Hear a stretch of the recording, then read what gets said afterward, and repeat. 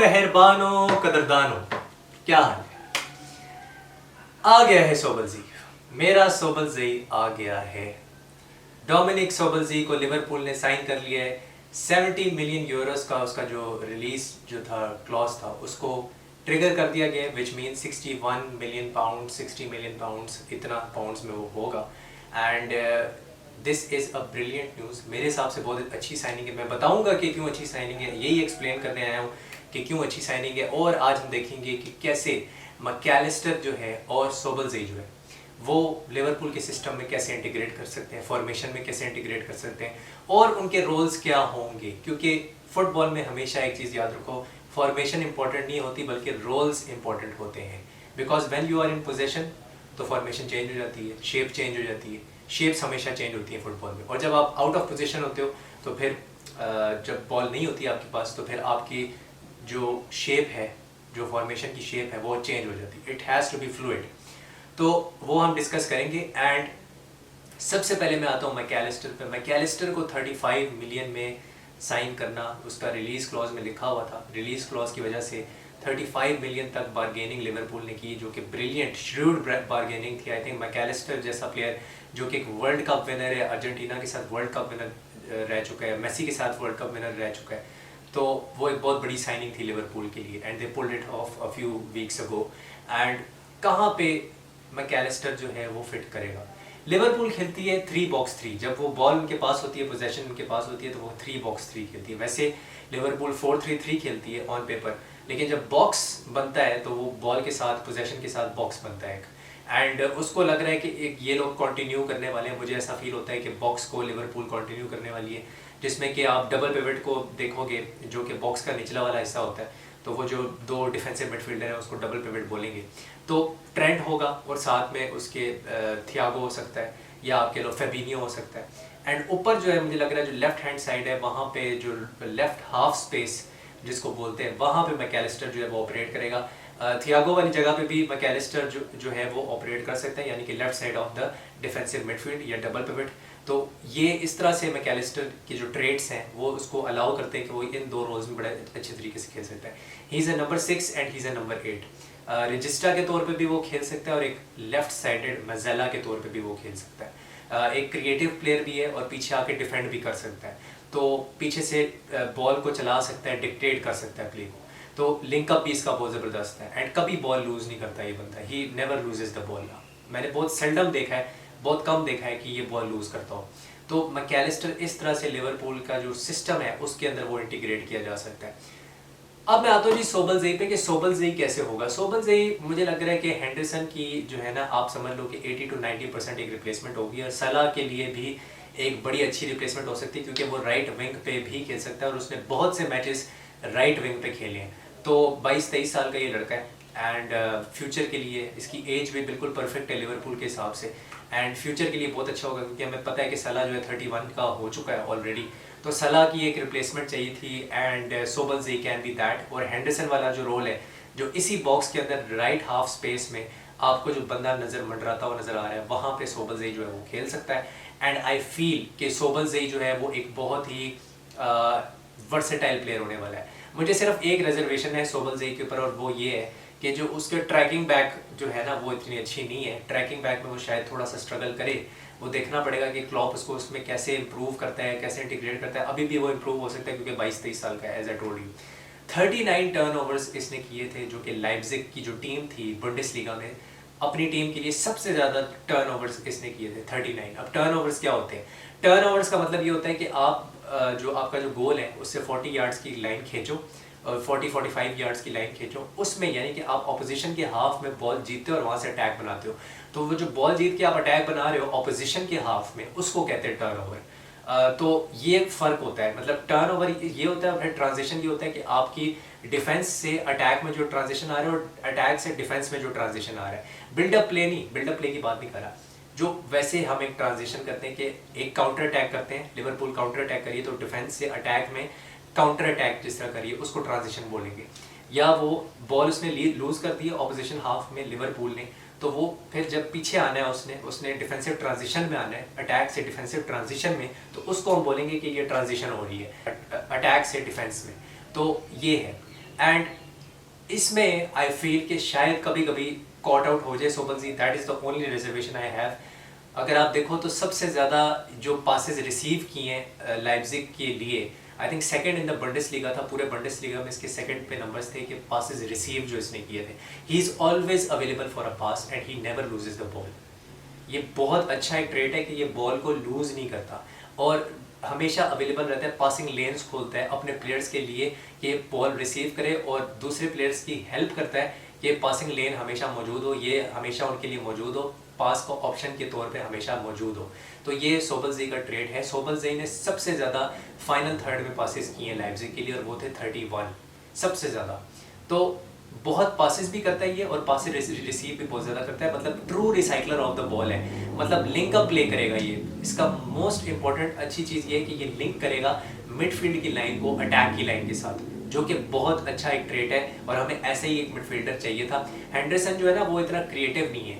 Henderson का ये problem होता है कि वो बाज़ दफ़ा लिंक नहीं कर पा रहा होता, वो स्ट्रगल कर रहा होता है और ऊपर से उसकी एज भी हो गई, 33 का वो हो चुका है ऑब्वियसली। तो ये एक यंग प्लेयर है, ये एक एनर्जी लेके आएगा। तो यंग प्लेयर हमेशा एनर्जी लेके आता है, हमेशा एक इलेक्ट्रीफाइंग किस्म की फुटबॉल खेलने के लिए आपको एक यंग प्लेयर चाहिए होता है। या जो यर्गन क्लॉप की फिलॉसफी है प्रेसिंग करने की, जैसे मैंने कहा कि 39 टर्नओवर्स, इसका मतलब क्या है? इसका मतलब ये कि ये 39 टर्नओवर्स इसने जो करवाए हैं, he is a pressing monster, pressing का बादशाह है ये बंदा, अपनी टीम के लिए सबसे ज़्यादा थे इसके। तो ये ट्रू प्रेसिंग मॉन्स्टर है और ये क्लॉप की फिलॉसफी में बिल्कुल इंटीग्रेट करेगा। मेरे हिसाब से स्टैट्स सब कुछ नहीं होता, आपको बाकी चीज़ों को भी देखना होता है कि ऑफ द बॉल वो चीज़ क्या आपको ऑफर कर रहे हैं। तो जैसे कि मैंने कहा कि ये लिंक अप भी करेगा, ये क्रिएट भी करेगा। और दूसरी क्या इसकी बहुत इंपॉर्टेंट चीज़ है सोबलजी की, वो ये है कि ये लॉन्ग शॉट्स लेता है और बहुत तबाही किस्म के लॉन्ग शॉट्स लेता है, 30 यार्ड से, 35 यार्ड से, 25 यार्ड से, वहाँ से मतलब बॉक्स के बाहर से। आई थिंक इसने पिछले 2 सीजन्स में 62 लॉन्ग शॉट्स लिए हैं, 62 लॉन्ग शॉट्स, सबसे ज़्यादा। तो एक वो जो ब्लॉकबस्टर गोल आपको चाहिए होता है ना, जब आपकी गेम फंसी हुई होती है, नील नील होती है, उधर से निकाल के दे सकता है ये लिवरपूल को एक विनर, तो वो हमें चाहिए एंड सोबलजी वो प्रोवाइड करेगा। दूसरा मुझे ये लगता है कि लिवरपूल जो है एज आई सेड कि वो बॉक्स को तो कंटिन्यू करेगी, बट मुझे अभी भी फील होता है कि हमें एक सेंटर बैक चाहिए और लिवरपूल को एक राइट बैक भी चाहिए। अगर ये दो हम पोजीशंस में साइनिंग्स नहीं करते, मेरे लिए अभी भी ये एक फेलियर होगा ये transfer window, I do feel that. कैफरन थ्योराम के पीछे लोग कह रहे हैं कि लिवरपूल पड़ी हुई है, अभी भी वो डील हो सकती है, लेकिन अगर कैफरन थ्योराम भी आ जाता है, सोबलजी भी आ जाता है, तो मैं आपको बताता चलूँ कि 18 नॉन यूके प्लेयर्स जो हैं लिवरपूल के स्क्वाड में आ जाएंगे। 18 नॉन यूके मतलब जो यूके से ताल्लुक़ नहीं रखते, यूनाइटेड किंगडम से।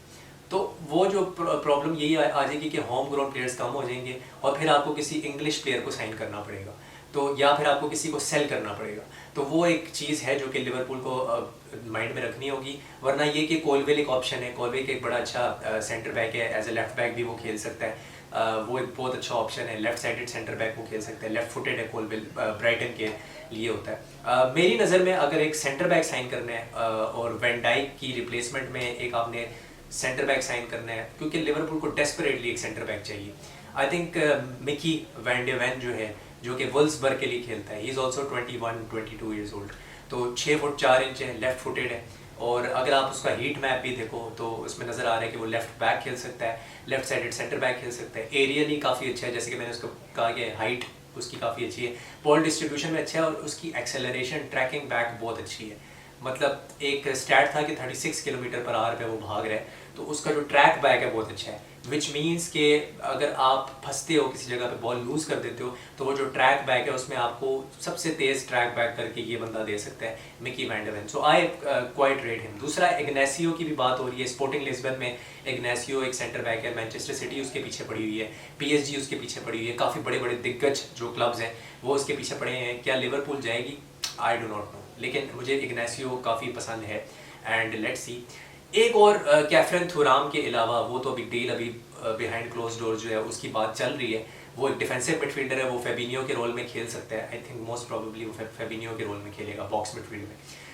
तो जो एक और मिडफील्डर मुझे समझ में आ रहा है जो लिवरपूल लेके आ सकती है, वो है एक बंदा यानी कि गैब्री विएगा, जो कि मुझे बड़ा पसंद है। गैब्री विएगा, मुझसे काफ़ी लोगों ने पूछा था मैसेज में कि ये कैसे खेलता है। ही इज़ द गाय जो कि राइट चैनल में ऑपरेट करता है, पीछे आकर ट्रैक बैक करेगा, हेल्प आउट करेगा ट्रेंट की, एंड वही चाहिए। इसका ट्रैक बैक जो है ना वो ज़्यादा तगड़ा है सोबलज़ई से, ये मुझे ऐसा लगता है। जितना मैंने इसको 4-5 गेम्स में अभी तक मैंने रिसेंटली खेलते हुए देखा है, तो इसका काफ़ी अच्छा ट्रैक बैक है। दूसरा ये कि 11 गोल्स कर चुका है, 4 असिस्ट कर चुका है, और अभी 20 साल का है, 21 साल का है, बहुत यंग है। और काफ़ी जो इसके पीछे जो है क्लब्स पड़े हुए हैं, रियल मैड्रिड है, न्यूकासल है, मैनचेस्टर सिटी है, ये 3 क्लब्स अभी रिपोर्ट्स आ रही हैं कि ये इसके पीछे पड़े हैं।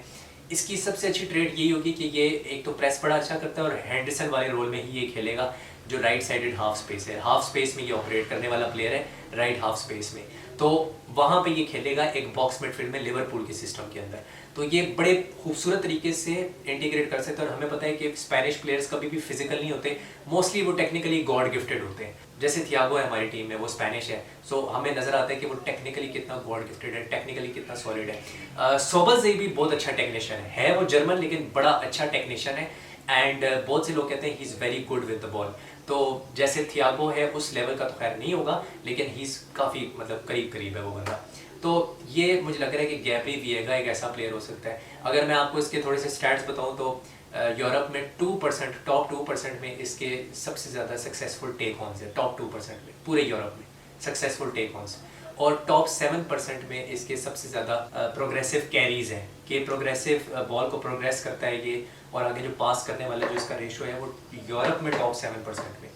दूसरी चीज़ ये है कि एक और जो हम राइट बैक साइन कर सकते हैं, अगर आप राइट बैक पे आएँ तो आई थिंक हेनरिक्स एक ऐसा प्लेयर है जो कि बड़ा अच्छा हो सकता है। लाइप्जिग के अंदर खेलता है हेनरिक्स, और हेनरिक्स जो है वो एज अ राइट बैक भी खेल सकता है, राइट विंग बैक खेल सकता है, सेंटर मिड भी खेल सकता है। अगर सेंटर मिड खिलाना चाहो तो 26 ईयर्स का है वो, बॉल के साथ बड़ा अच्छा है, एथलेटिसिज्म है उसका, और बहुत ज़्यादा एजाइल है। ट्रैक बैक वंस अगेन उसका बड़ा फिट है कि ट्रैक बैक अच्छे तरीके से करता है, एक्सपीरियंस्ड है बुंडेसलीगा का प्लेयर। और आई थिंक अगर एक प्लान बी आपको चाहिए एज ए राइट बैक, तो मुझे लगता है कि जो 26 साल का बेंजामिन हेनरिक्स है वो बड़ा अच्छा हो सकता है।